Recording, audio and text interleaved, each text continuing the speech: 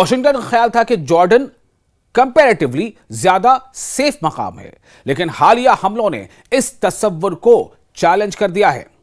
अब बात करते हैं कुवैत की।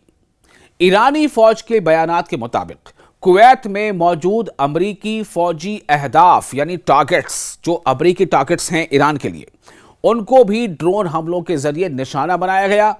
ईरान ने दावा किया कि कैंप ब्योरिंग में मौजूद असलहा डिपो और अल सालम एयरबेस पर नस्ब पैट्रियट मिसाइल और रडार सिस्टम्स को निशाना बनाया गया। असलहा डिपो मतलब जहां आर्म्स एंड एम्यूनिशन रखे जाते हैं, बड़े जो उसका जखीरा होता है अमेरिकी आर्म्स एंड एम्यूनिशन का, तो उसको निशाना बनाया ईरान ने अपने हमले से। और अल सालम एयरबेस पर नस्ब पैट्रियट मिसाइल और रडार सिस्टम्स को निशाना बनाया गया। ईरानी सोर्सेज ने यह भी दावा किया है कि हमले के सुबह के वक्त दोबारा दोहराए गए थे, हमले को दोहराया गया था। कुवैत के अंदर कई मकामात पर धमाकों की इत्तला सामने आई थी।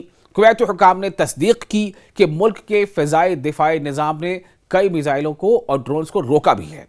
ताहम हुकाम ने यह भी बताया कि कई मकामात पर आग लगने के वाकयात पेश आए और इमदादी कारकुन जख्मी हुए। दूसरी तरफ ईरान नवाज जराए का दावा है कि अल सालम एयरबेस बराह रास्त हमले की जद में आया, यानी उस पर डायरेक्ट हिट हुआ और जबरदस्त नुकसान हुआ। वहां अमरीकी फौजी इंफ्रास्ट्रक्चर को, एस्टैब्लिशमेंट को नुकसान पहुंचा। इन दावों की आज़ादाना तस्दीक अभी तक मुकम्मल तौर पर सामने नहीं आ सकी, चूंकि अभी जंग का ये माहौल चल ही रहा है।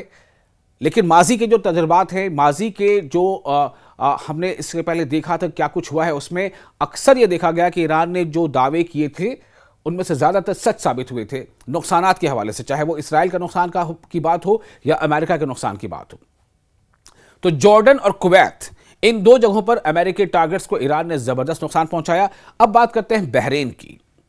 बहरीन भी इस कशीदगी से महफूज नहीं रहा। इस तनाव में बहरीन भी सेफ नहीं रहा है।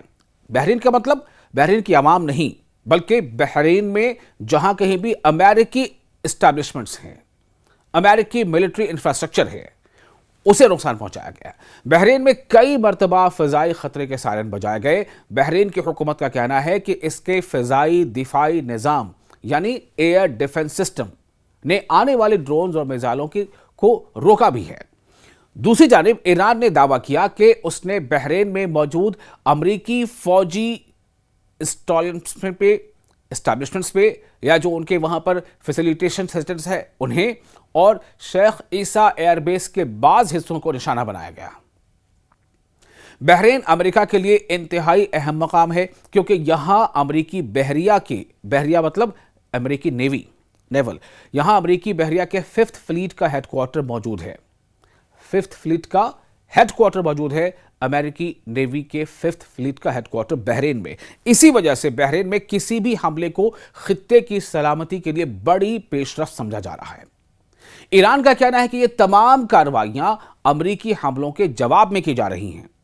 ईरानी फौज के मुताबिक अमरीका ने हालिया दिनों में ईरान के मुख्तलिफ इलाकों, जिनमें सिरिक, हाजियाबाद, काशिम जजीरा और दीगर मकामात शामिल हैं, इन मकामात पर हमले किए थे। ईरान के इन मकामात पर अमेरिका ने हमले किए थे। तेहरान का मौक़िफ़ है कि इसके बाद जवाबी कार्रवाई नागुज़ीर हो गई, यानी लाज़िम हो गई। अमेरिकी फौज ने भी जवाबी कार्रवाई जारी रखी है।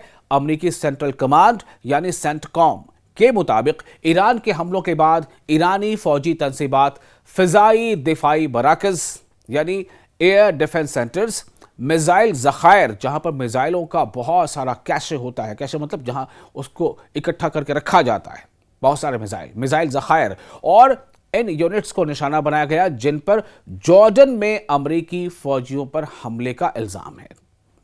यानी अमेरिका उस हमले का बदला लेने के लिए अमेरिका ने हमला किया। कौन सा हमला? जो हमला ईरान ने जॉर्डन में किया था, जिसके नतीजे में अमेरिकी फौजी मारे गए थे, जख्मी हुए थे, लापता हुए थे। उस ईरान के हमले का बदला लेने के लिए ईरान पर हमला किया अमेरिका ने।